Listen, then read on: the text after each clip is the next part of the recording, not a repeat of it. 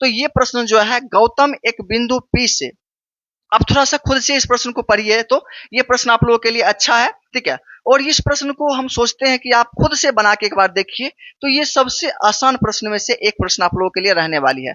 जैसे आप लोग देखिए तो गौतम एक बिंदु P से पूरब की ओर 5 किलोमीटर चलता है।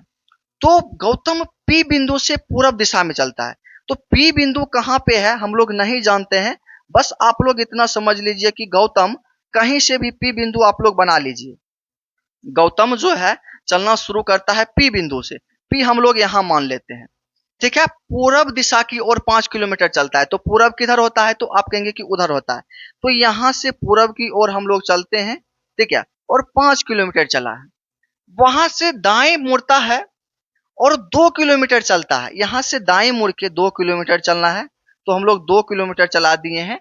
और फिर वहां से दाएं ओर मुड़ता है और 3 किलोमीटर चलता है। तो दक्षिण में जब जा रहे हैं, फिर से दाएं बोला है, तो इसको क्या करेंगे, अपना वाला बाएं के इधर घुमा देंगे, आपका जो है सही डायरेक्शन में चला जाएगा। तो ये 3 किलोमीटर इधर जो है मतलब बाएं में गया है। उसके बाद देखिएगा, तो फिर उसके बाद दाएं ओर मुड़ता है, 2 किलोमीटर चलता है। फिर से दाईं ओर मुड़ता है यहाँ पे और 2 किलोमीटर चलता है। तो यहाँ पे 2 आपका चल चुका है। अब कहाँ पे आ गए हैं, यहाँ पे आ गए हैं, ठीक है। और एक बिंदु Q पर पहुंचता है, तो इस बिंदु को हम लोग Q मान लेंगे, मान लिए हैं। अब पूछा ये गया है कि बिंदु P और Q के बीच की दूरी कितनी होगी। P यहाँ है, Q यहाँ है। अब इन दोनों के बीच की दूरी पूछा गया, तो आप थोड़ा सा ध्यान से देखिएगा कि ये टोटल कितना था, तो आप कहेंगे कि टोटल 5 था, जिसमें कि इतना दूर कितना है, तो आप कहेंगे कि 3 है। तो ये तो 3 आप लोग का हो गया, तो बचा कितना यहाँ पे 2।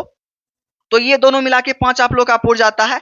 अब आपसे यही ना पूछा गया था P और Q के बीच की दूरी, तो कितना है, तो 2 है, जो कि ऑप्शन नंबर सी में आप लोग का राइट आंसर दिया गया है।